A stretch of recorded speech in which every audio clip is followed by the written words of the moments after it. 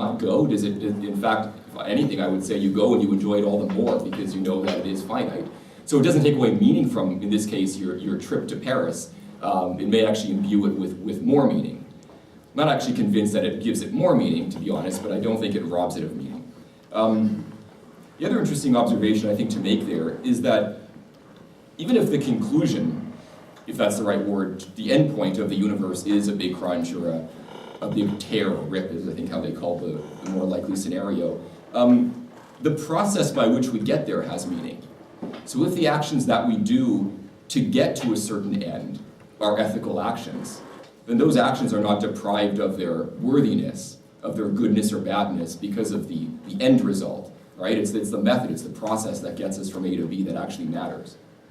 I don't have too much time. I was going to just elucidate further some of my comments on evolutionary ethics because there were a couple of questions about that. I think the only thing, I'll make just a couple of interesting points. I hope they're interesting points. The first is mirror neurons. These things are really cool if you don't know about them. So one of the truths about our biology is that our brains contain these mirror neurons. And what they do is they actually fire when we see somebody else experiencing, for example, a strong emotion, pleasure or pain. They don't fire to the same degree. We don't actually experience the pain exactly. But they do fire in a kind of a lessened degree so we can understand to an extent how another person is feeling. So I'm not saying that that's a way to frame, to provide a framework for objective morality, but I think it is an interesting truth about human biology that we, even in our own heads, have a physical mechanism for sympathy, for empathy with other people. What else did I want to get into? Yeah, I might actually just stop my comments there because I think we'll probably get into a lot of other areas and questions. Yeah, you have a bit more time, but if you want to hop into an open dialogue, that just it almost seems like you have a dialogue going on right now anyway. So if you want, if you guys had different questions you wanted to ask each other, go for it. I have a question here if you want it. So yeah, go for it if you guys want. Just talk. Just an open floor. Yeah, so I mean, I'm quite happy with the way the conversation's going. I don't know what that says about me as a Christian, I suppose, but I suppose as a rational man, it's a good thing. One of the things, though, that I was trying to be nuanced about was saying, well, we don't need a cosmic lawgiver in order to explain it. And of course I agree with you, right? We can easily explain this logically as not needing a lawgiver. But I was trying to be much more nuanced. I was talking about what's more probable, and of course more scientific, right? What is the better explanation for this universal moral law? Not what is the necessary explanation. And my claim was that theism is the better explanation, the more probable explanation, not that it's the only explanation, because anyone who does any kind of look into this realizes it's not necessarily true. So that was my comment about that. I don't know if... So theism gives a more probable basis for the law, not that it's the only way. For an objective. For an objective, of course it's not the only way, right? Right. But so I guess we agree because we're defending our different methods to achieve an objective moral law. Maybe we mean objective in a different way though. So that's what I'm curious. Perhaps you can clarify what you mean by that. Okay. Well, for me, I mean, I'm saying that in all philosophers use phrases like all possible worlds, and by a logically possible world, I mean something is logically possible in that world, and something that's logically impossible, something that could never be in any possible world. There's no possible world that it's okay, is my claim, to rape a little girl simply for the fun of it. So this universe is one universe, but there's no universe that could ever come to be if this big crunch came to be, if that ever happens, and there's a new Big Bang and a new universe came to be. The claim is that in that universe, it would still be impossible. And if at the Big Bang, as it happened, there's an infinite number of universes that came to be, bubble universes, it still would be logically impossible in all of those universes that it'd be acceptable to rape a little girl for fun. And that quality, that unchangeability seems to me to testify to, well, something that's not created. Yeah, I agree with you, of course, that it would be true in all worlds, but I still don't see why you would need a belief in God for that, because, I mean, we both believe that consequentialist schools of ethical thought are at least limited, if not on the wrong path completely. But I think in this case, we simply have to show that it causes pain. and in all worlds where it causes pain, then it's wrong on that account. I don't know why. So if some of those worlds had a God in it and some of them didn't, it would make a difference to whether that act was the wrong act. I wouldn't want to think that it did. Yeah, so the claim, so all four of the points was to say that, of course, the belief that there would be this law, even if there was no persons or in all worlds, an atheist could accept it. But the quality of this unchangeable or uncreated thing that itself seems to, if it's in all possible worlds, itself seems to be something quite different than materiality, for instance. Right? That in every possible world where a big crunch would happen and a big bang would explode, that this law would come to be and would be binding for all is a remarkable thing that I don't think that a metaphysical naturalist is very comfortable with. Not that they couldn't claim it, but the theist is much more comfortable saying that given that God is an immaterial being outside of all this, and this being part of his attributes, we should expect that that would be there. And other things too, I mean. Now, so let me probe that deeper, because if humans were quite different than we are, if we didn't have a desire for pleasure and happiness and a dislike for pain and unhappiness, if we had very, very different human qualities in that sense, do you not think that would be a relevant difference in terms of how we would look at moral questions? Oh, well, I mean, depends on what kind of qualities we're talking about. If we have lots of different emotional states, it wouldn't change the fact that truth is still truth. But as long as we're rational and can discern these truths, it seems to me that they would still be binding for us, is the claim. Right. See, what I want to say, We though, might not evolve to the point where we can discern them, in which case we don't blame the monkey for masturbating, so to speak, right? But see, what I'm going for, I guess, is that I think there's a combination. I just got that. I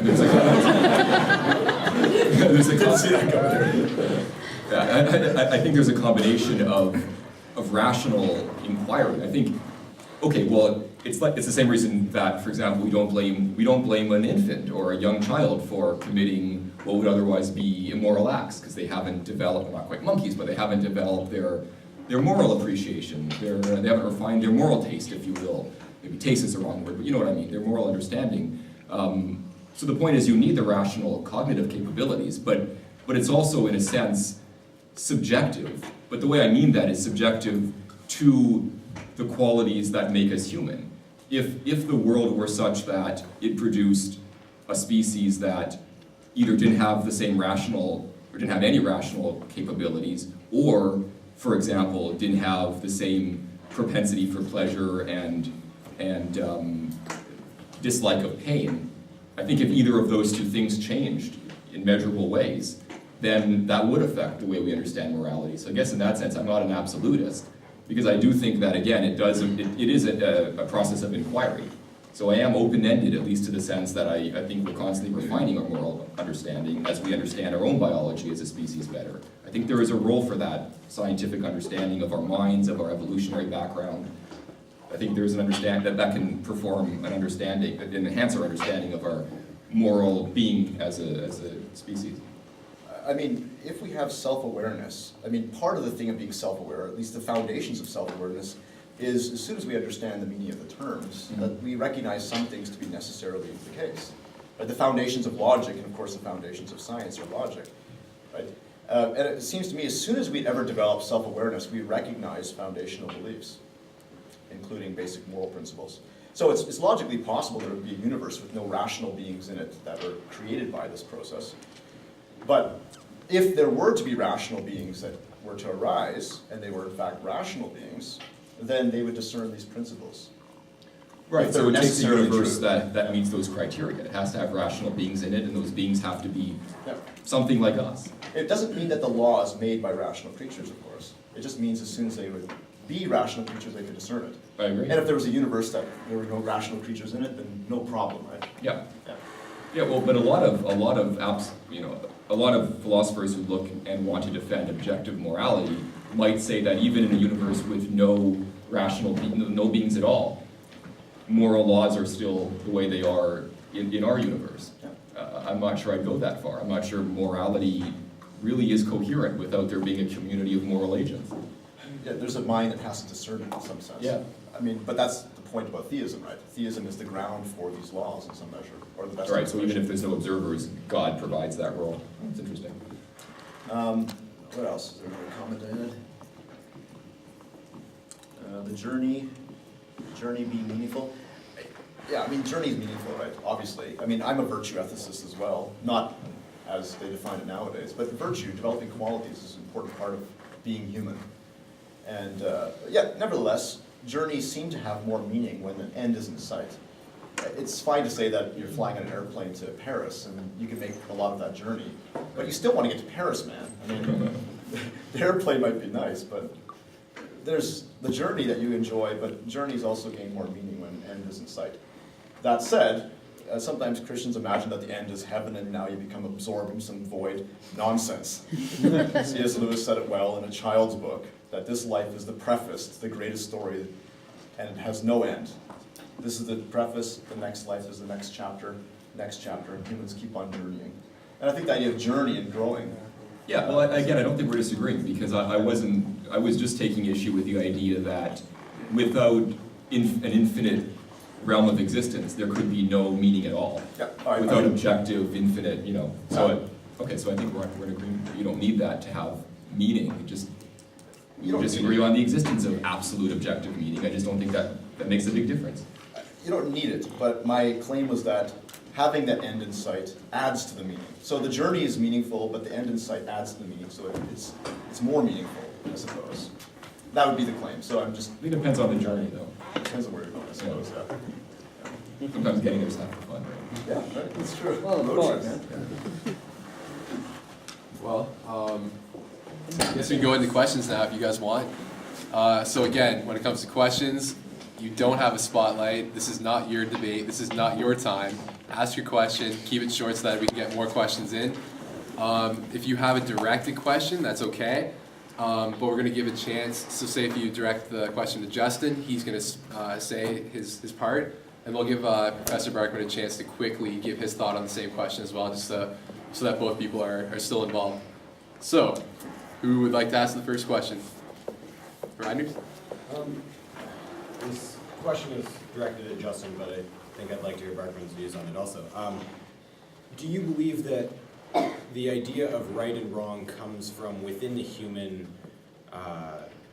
thought or within the human process, or that there is a greater good and evil force that is outside of our minds, that is independent of us as thinking, rational human beings? Yeah, I think I'm arguing to defend the idea that you don't have to have a cosmic good or evil agent out there.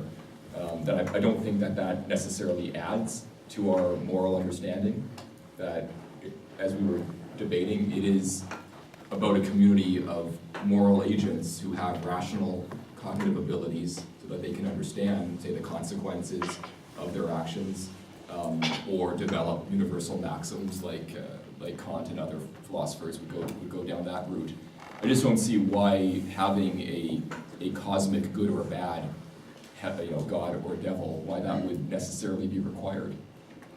So that was kind of what I was getting at with my long-winded remarks at the beginning. But to sum it up, I remain unconvinced that adds anything. Yeah, and again, the comment I made was that this is a law that we don't make, though we need to discern. And of course, the metaphysical grounding of this law is best explained by theism. Not that it's necessary, in fact. Not logically necessary. So I think it adds to it, and I gave 4 reasons why. Yeah. This is for both of you. I'm going to challenge it, but I'm going to premise that all law, and I do mean all law, is a product of intelligence.